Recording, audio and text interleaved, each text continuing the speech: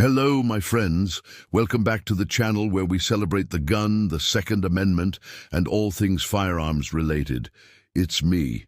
We have some breaking news today that I want to share with you all. Just something to bring awareness to. Recently in Illinois, two brothers were arrested for what was basically an illegal firearms transaction between family members. You know, sometimes we call it a gift, but they're saying it was a transaction, whatever. Now, these two brothers were arrested for engaging in an illegal firearm transaction. The younger brother purchased a shotgun from his older brother and then later attempted to purchase another firearm from his older brother. Now, this is where it gets kind of interesting, or at least where it starts to get interesting, because this is where we start to see the real intent of this legislation. The younger brother who purchased the firearm. Okay, cool. That's not really anything that should be regulated necessarily, unless he's a prohibited possessor, which he doesn't appear to be. But he took the shotgun that he purchased from his older brother to a shooting range. This is one of those indoor ranges like we have here in Arizona. We have a ton of them here. The range happens to be in Springfield, Illinois, which if you've been watching our channel for any amount of time, you'll know that Springfield, Illinois is also the home of the Second Amendment Foundation and the current headquarters of the National Rifle Association. So again, no probable cause for the stop here, none whatsoever. The firearm in question was only a 20-gauge shotgun, perfectly legal, nothing wrong with it. But when the younger brother went to check out after going to the firing range, the range employees noticed that the gun had a tampered serial number. This is important. Tampered serial number. And it should be noted that this is a private shooting range, meaning there's no direct connection to law enforcement. Well, they noticed that the serial number had been tampered with, and they called the police. Okay, fair enough. If you see a tampered serial number, yeah, probably best to notify law enforcement. However, what happened next is where this takes a turn into complete and utter tyranny and Gestapo-style police tactics. Police show up and they take the gun from the employee. Then they proceed to detain the younger brother while they run the serial number, determine that it has indeed been tampered with, and then, oh, by the way, the gun wasn't reported stolen. So why are you detaining this guy? Well, they let him go. He goes about his merry way. But now that the police have the gun, they decide to trace the firearm back to the manufacturer. They find out who the original owner was, the person who bought the gun brand new from the store. They then obtained a warrant, I guess based off of this story, and they raided the house of the person who originally bought the gun.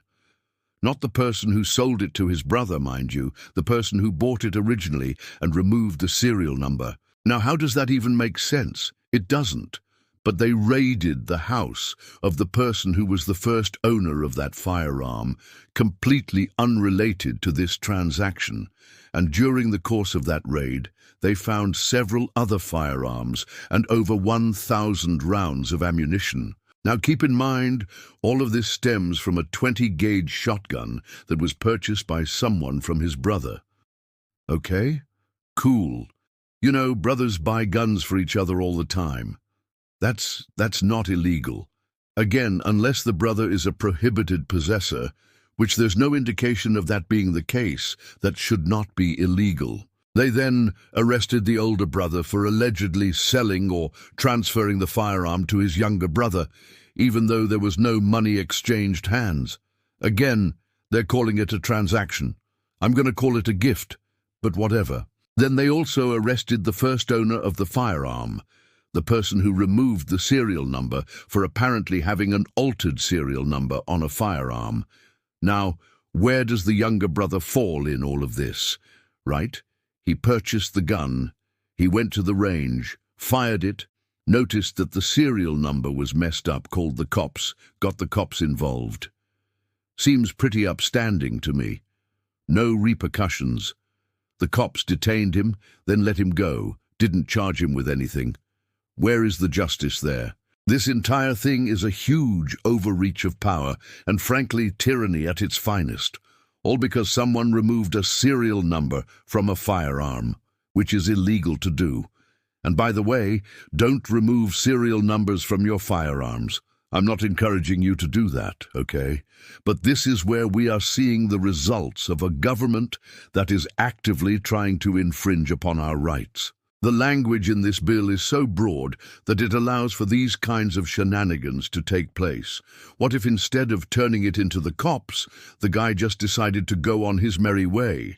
Does he get in trouble for possessing a firearm with a tampered serial number? Maybe. Who knows?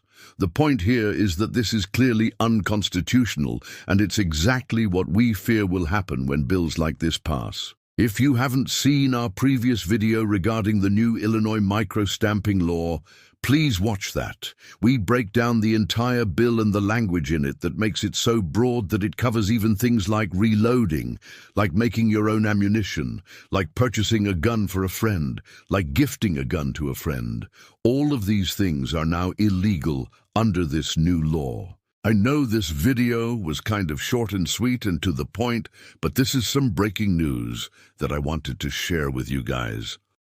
This is happening right now, and this is something that we need to pay attention to. As always, thank you for watching. Don't forget to like, comment, and subscribe. But most importantly, I want to hear from you on this one. What do you think of this story? Do you think that this is a travesty of justice? Do you think that the cops overreached their authority here? Do you think that this is a prime example of why bills like this are so dangerous? Let me know in the comments below. And I'll tell you what, I'll close with this. Remember the targets that we were shooting at the beginning of the video? Those are the big guys with the big guns. And remember that song that we sang along with, Doom the Da, Doom the Da, Doom the Big Badar. Well, that is fitting for this video, because the only thing that the government has done in this situation is spread fear, uncertainty, and doubt. That is the only thing that they have accomplished. And the only thing that we can do is stand up and push back against that fear and say that we will not comply. We will not comply with unconstitutional orders.